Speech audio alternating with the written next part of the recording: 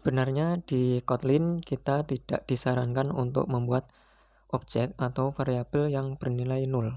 Karena variabel atau objek yang bernilai 0 bisa mengakibatkan sebuah error NPE, yaitu null pointer exception, yaitu sebuah kesalahan saat mengakses atau mengelola nilai dari variabel yang bernilai 0 atau belum diinisialisasi.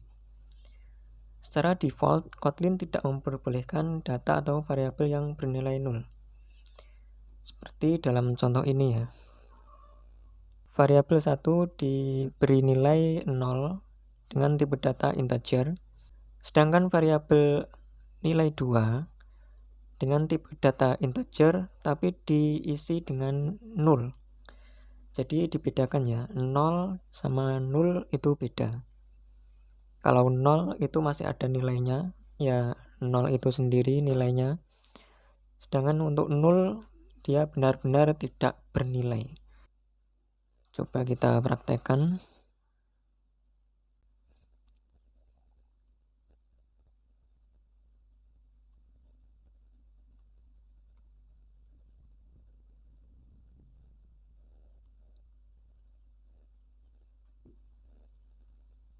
Variabel nilai 1 saya isi dengan 0. Variabel nilai 2 saya isi dengan 0. Coba kita jalankan. 0 cannot be a value of a non-null type integer. Jadi 0 tidak bisa diisikan sebagai value untuk variabel yang non-null atau yang tidak menerima 0.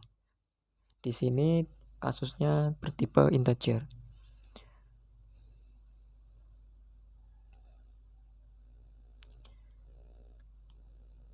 Jika kita ingin menjadikan variabel bisa bernilai 0, kita bisa menggunakan tanda tanya setelah tipe datanya.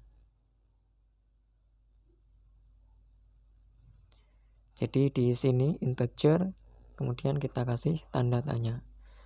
Kemudian kita jalankan. Tercetak 0 dan 0.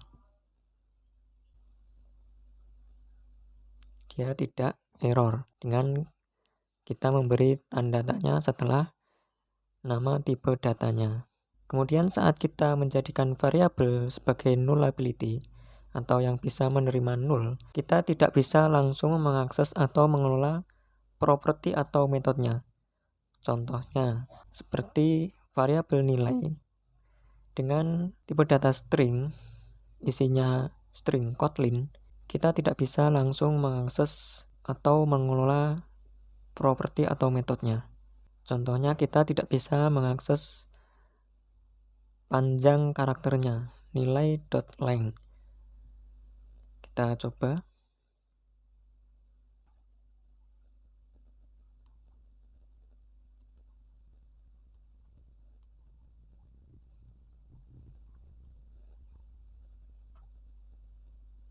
Di sini variabel name berisi string Kotlin yang berupa bertipe string namun bisa menerima 0.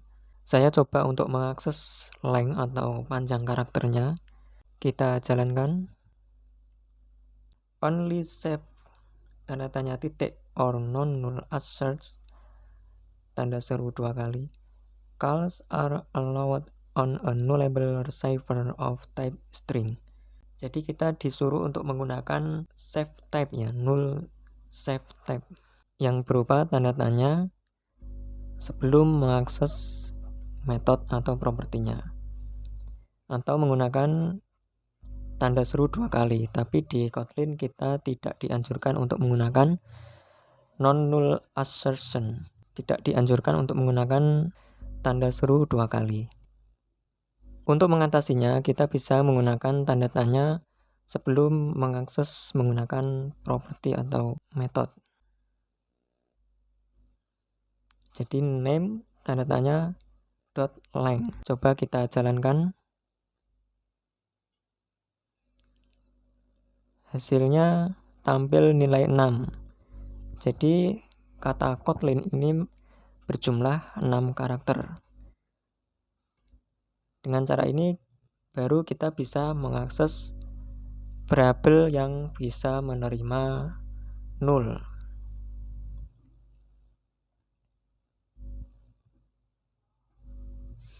Atau kita bisa mengeceknya menggunakan if, seperti di contoh ini ya.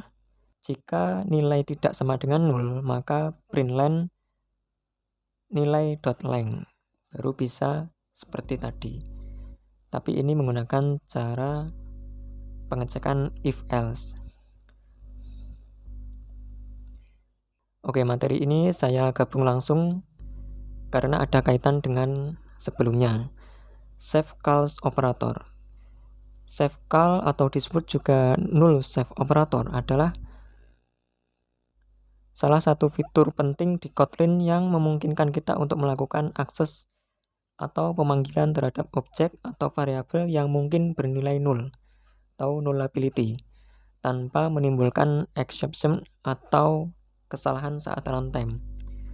Dalam Kotlin, operator safe call ditandai dengan simbol tanda tanya yang ditempatkan setelah nama objek atau variabel yang ingin diakses.